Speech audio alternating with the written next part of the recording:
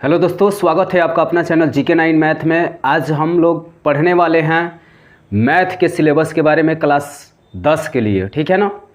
और आज हम लोग जानेंगे फाइनल जो एग्ज़ाम है क्लास 10 का, उसमें मैथ का क्वेश्चन कितना आएगा और कितना बनाना है और किस तरह बनाना है, इसी के बारे में आज चर्चा करेंगे। उसके बाद से उसी के हिसाब से हम क्वेश्चन लेकर आएंगे आपके सामने, ठीक है ना, ताकि बिहार बोर्ड में आप मैथ में अच्छा से अच्छा स्कोर कर सके, ठीक है ना। कम दिनों में आप सबसे अच्छा स्कोर कैसे कर सकते हैं मैथ में, इसके लिए हम क्वेश्चन तैयार कर रहे हैं, ठीक है ना।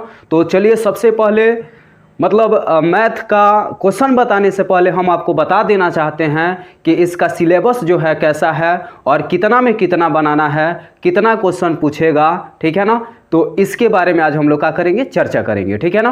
तो इसमें क्लास 10 का मैथ, क्लास 10, ठीक है ना, मैथमेटिक्स,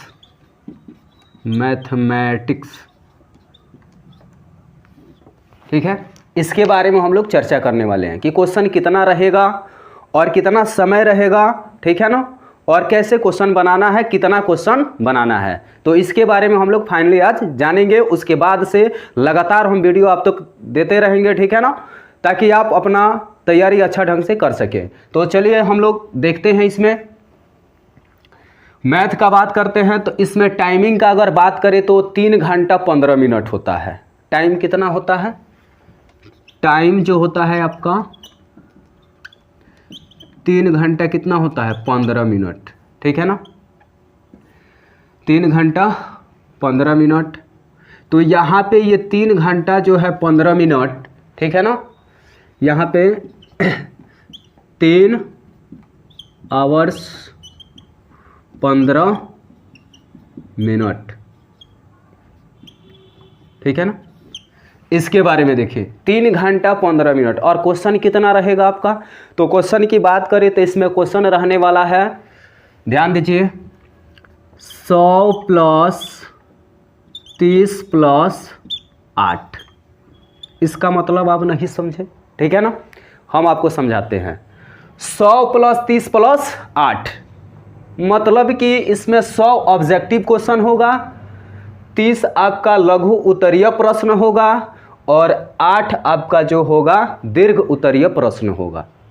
100 में से वस्तुनिष्ठ प्रश्न आपको बनाना है 50 गो और 30 गो में से आपको बनाना है 15 गो और 8 गो में से आपको बनाना है 4 गो, ठीक है ना। तो वस्तुनिष्ठ प्रश्न के लिए 1 अंक निर्धारित होगा, लघु उत्तरीय प्रश्न के लिए 2 अंक निर्धारित होगा और दीर्घ उत्तरीय प्रश्न के लिए 5 अंक निर्धारित होगा, ठीक है ना, 5 अंक मिलेगा। तो यहाँ पे इसको समझ लेते हैं। सबसे पहले हम लोग 100 के बारे में समझेंगे, फिर 30 के बारे में, फिर 8 के बारे में समझते हैं, ठीक है ना। तो यहाँ पे ध्यान दीजिए, 100 जो होगा आपका वस्तुनिष्ठ प्रश्न, ठीक है ना।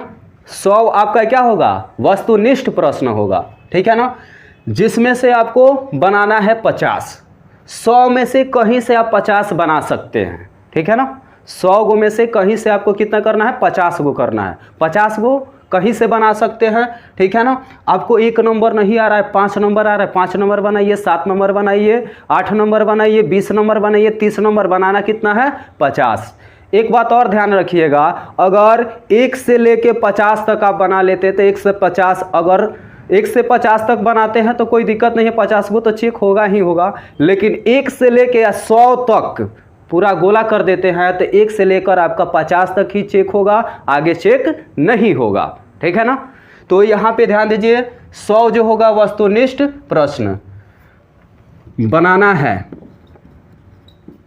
है आपको, इसमें से 50 और प्रत्येक के लिए 1 अंक मिलेगा, तो कितना हुआ? 50, ठीक है ना। उसके बाद से इसमें अगर बात करें हम लघु उत्तरीय प्रश्न, ठीक है ना।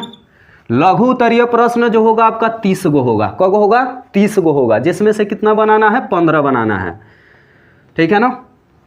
यहाँ पे 30 प्रश्न बनाना है, 15 और प्रत्येक के लिए कितना अंक मिलेगा? 2 अंक मिलेगा। तो यहाँ पे 2 अंक, तो 15 दूना कितना हुआ? 30। यहाँ पे 30 अंक मिल गया। अब देखिए तीसरा जो है आपका, तीसरा आपका है दीर्घ उत्तरीय प्रश्न। दीर्घ उत्तरीय प्रश्न, ठीक है ना। दीर्घ उत्तरीय प्रश्न जो पूछेगा आपसे 8 गो होगा। कब होगा? 8 प्रश्न, जिसमें से बनाना है आपको, बनाना है कितना? 4 बनाना है और प्रत्येक के लिए 5 अंक मिलेगा। तो 4 पचे कितना होगा? 20। 4 पचे कितना हो जाएगा? 20। तो इस तरह से अगर हम टोटल की बात करें तो यहाँ पे ध्यान दीजिए, टोटल मार्क्स, ठीक है ना। तो यहाँ पे 100 में से कितना? 50। 50 के लिए 1 अंक, मतलब 1 अंक मिलेगा, तो 50 हुआ।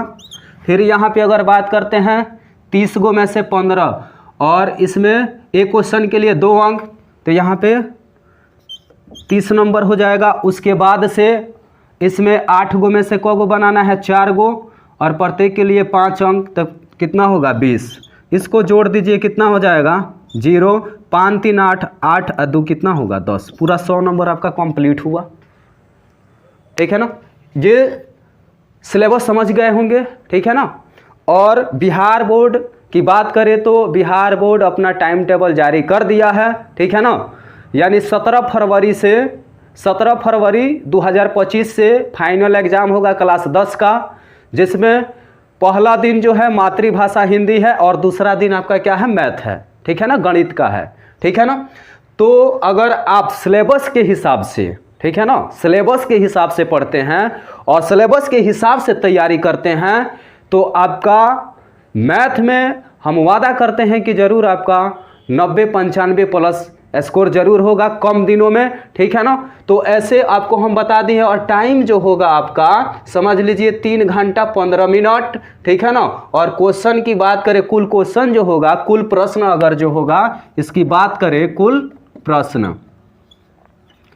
प्रश्न की बात करें तो 100 + 30 + 8, ठीक है ना। मतलब इसको जोड़ दिया जाए तो कुल कितना होगा? 138।